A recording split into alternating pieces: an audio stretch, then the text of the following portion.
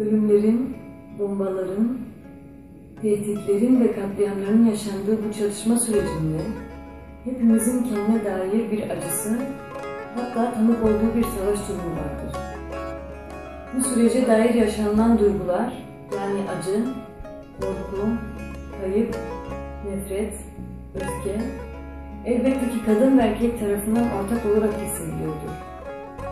Ancak kadınlar bu duyguların ötesine geçip içlerindeki acıyı ve nefreti geride bırakıp çocukları, çevreleri ve toplumları için yeni ve daha güvenilir bir gelecek kurabilirler. Sürecin dışında kalmayalım, farklı fikirlerimizi yan yana taşıyalım.